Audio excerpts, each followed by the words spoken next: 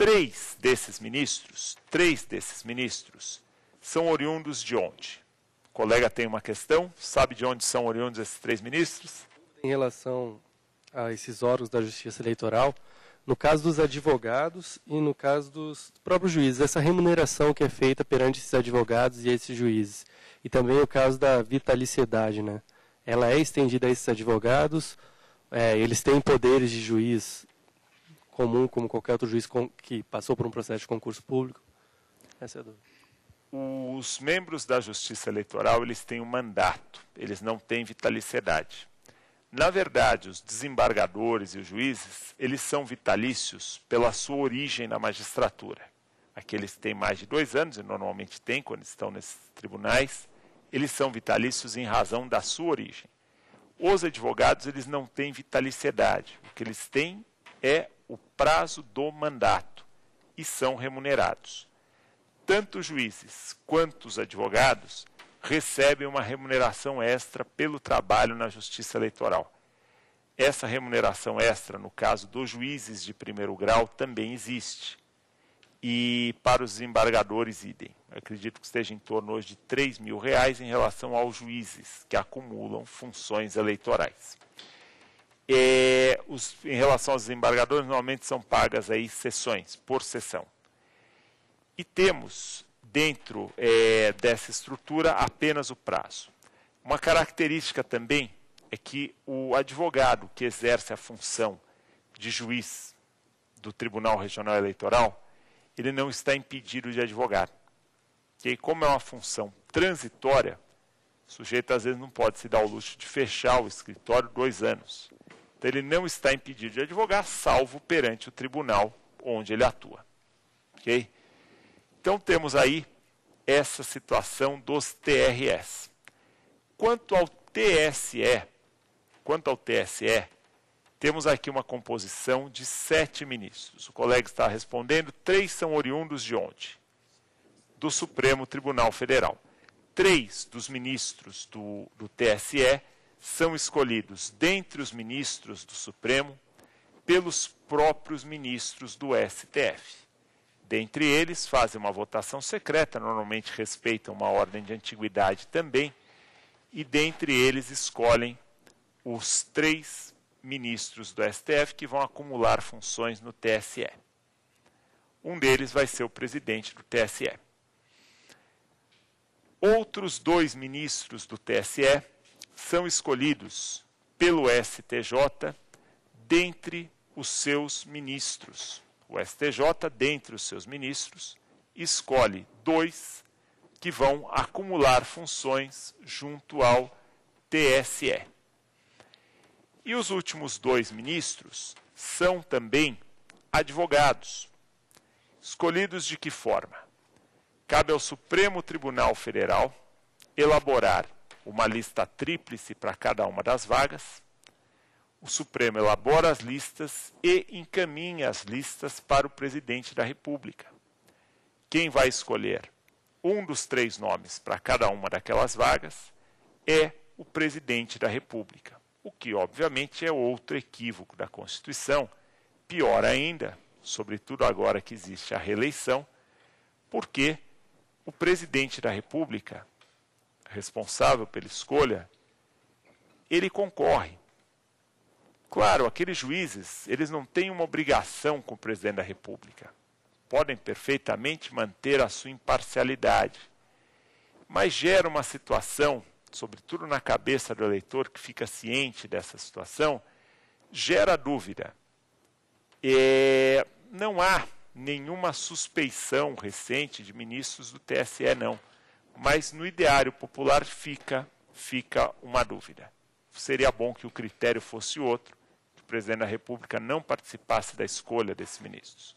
Talvez o ideal, e tramita hoje, começa a tramitar propostas nesse sentido, nem mesmo na escolha de outros ministros de tribunais judiciários.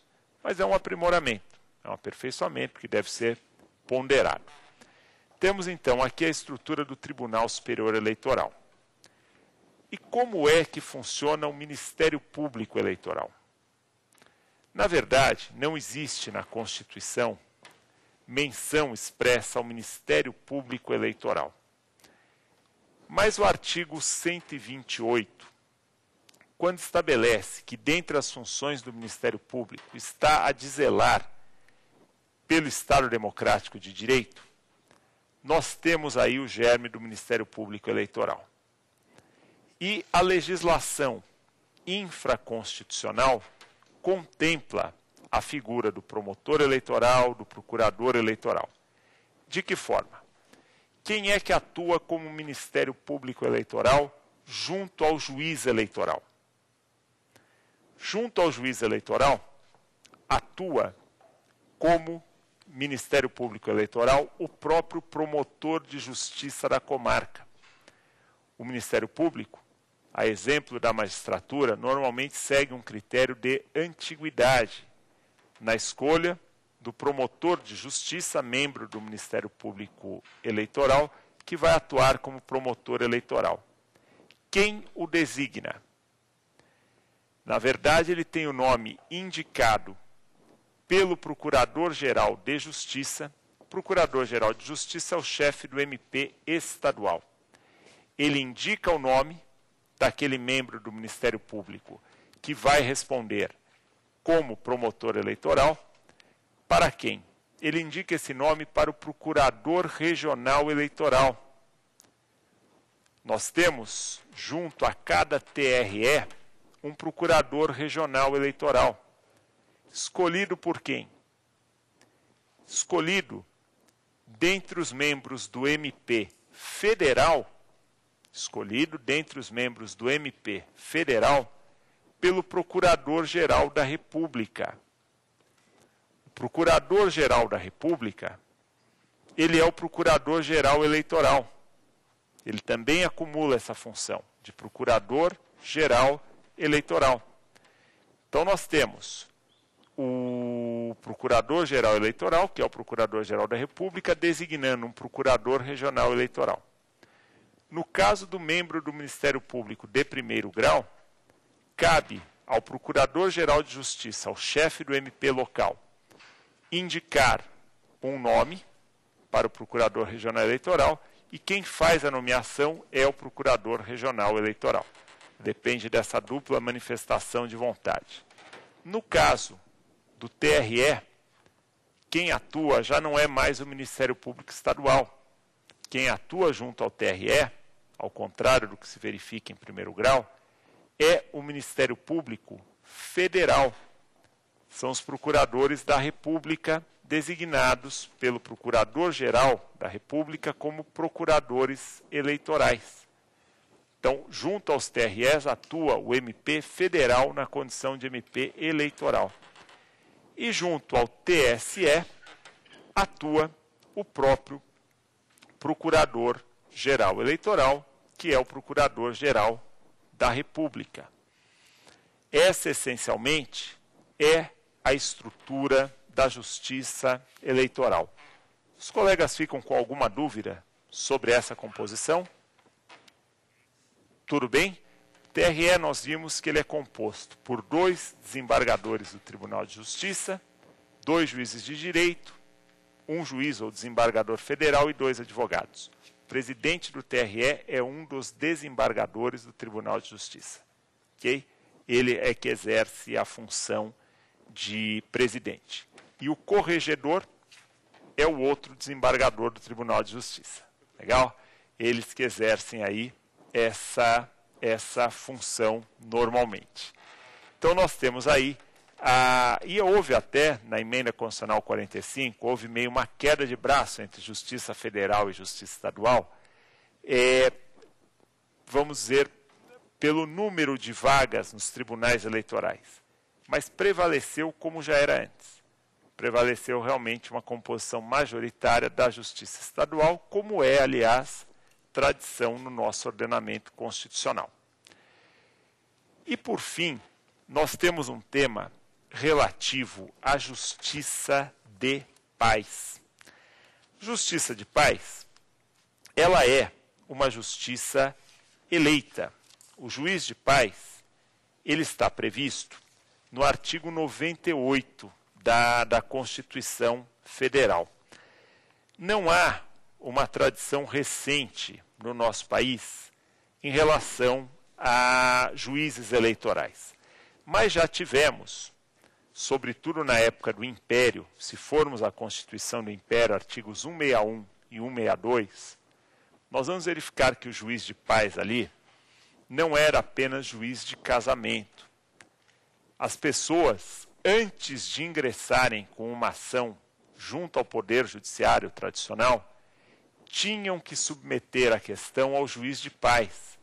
Era uma condição da ação aquela discussão ter sido previamente submetida ao juiz de paz. Essa figura acabou, de certa forma, sendo esquecida no nosso ordenamento jurídico. A Constituição de 1988 resgata a figura do juiz de paz no seu artigo 98, está lá o juiz de paz, e a previsão da Constituição Federal é que o juiz de paz seja eleito. Hoje, pela Constituição, nós temos um juiz de paz eleito, que tem um mandato de 4 anos, e é remunerado, eleito entre os brasileiros com mais de 21 anos de idade, 21 anos ou mais, e é um cargo remunerado. Recente recomendação do Conselho Nacional de Justiça estipulou um prazo de 1 ano para que os tribunais encaminhem projetos de lei. Isso cabe a cada tribunal de justiça. Deve encaminhar um projeto de lei para a respectiva Assembleia Legislativa, ou no caso do Distrito Federal, para a Câmara Legislativa do DF, instituindo a Justiça de Paz. Justiça de Paz que desde 2001 foi reinserida em Portugal, desde 1976 foi reinserida na França. A ideia é se trabalhar com um instituto que dispense o ajuizamento da ação. Então teríamos aí uma técnica não adversarial de resolução dos litígios, e o juiz de paz teria, essencialmente, tem pela Constituição a função de trabalhar na habilitação dos casamentos, na própria celebração dos casamentos e ainda funções conciliatórias não jurisdicionais. Funções conciliatórias não jurisdicionais. Há alguns trabalhos interessantes, sobretudo um trabalho de 1981. Esse trabalho é do Felipe Augusto de Miranda Rosa. Felipe Augusto de Miranda Rosa. Esse trabalho, de 81, tomou por base uma pesquisa no Rio de Janeiro, na qual esse autor constatou o seguinte, que em muitas localidades o Poder Judiciário não estava presente, e isso fazia com que meios, por vezes, irregulares surgissem para a resolução dos conflitos. Então, pessoas inidôneas estavam tomando a frente e ocupando o espaço. Isso foi escrito em 1981. Vejam como ele estava certo na pesquisa. Jornais da semana passada indicavam a existência de tribunais do PCC. Vimos aí no filme do BOPE, julgamentos feitos pelo Comando Vermelho no Rio de Janeiro, em favelas. Então a ideia da reinserção da Justiça de Paz, por essa recomendação do CNJ, é justamente estabelecer um conciliador porta a porta, uma pessoa de confiança daquela comunidade. O interessante é que teremos esse juiz de paz eleito. E se ele é eleito, ele deve se submeter a algumas condições prévias. O ideal aqui seria que essa pessoa passasse por uma espécie de habilitação, os candidatos passassem por uma espécie de habilitação junto ao Poder Judiciário e somente depois de ultrapassar essa habilitação pudessem concorrer. Além disso, seria muito importante, para que não caia nos problemas que temos hoje com a eleição também de conselheiros tutelares, seria muito importante que esses juízes de paz passassem por uma quarentena, ou seja, ficassem inelegíveis por um período após o cumprimento dos seus mandatos. Isso para que a justiça de paz não se transforme num trampolim para vereador, para candidatos a prefeito. Enfim, para ter algo, de certa forma, sério, isso pode ser muito interessante até para coibir violência no país como um todo. Hoje nós temos a possibilidade de conciliação nas varas cíveis, nos juizados especiais e também nos juizados especiais criminais, forma de contenção ali do dia a dia.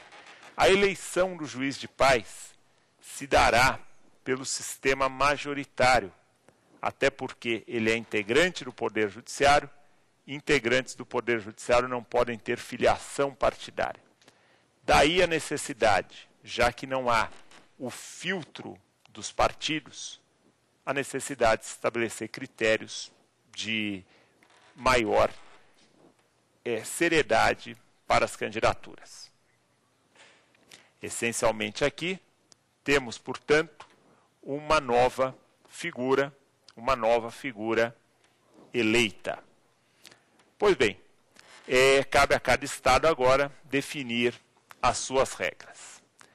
Vimos aqui, nesse último módulo, a questão pertinente às inelegibilidades. Vimos também a estrutura da Justiça Eleitoral e do Ministério Público Eleitoral e, por fim, a estrutura da Justiça de Paz, que está sendo ressuscitada no Brasil. Continuamos sempre à disposição dos colegas pelo e-mail saberdireito@stf.gov.br. Os colegas ficam convidados aí para as próximas aulas de outros temas. E eu, Ricardo Cunha-Quimente, fico à disposição de todos se puder ajudá-los em alguma coisa. Agradeço, boa sorte a todos, muito obrigado.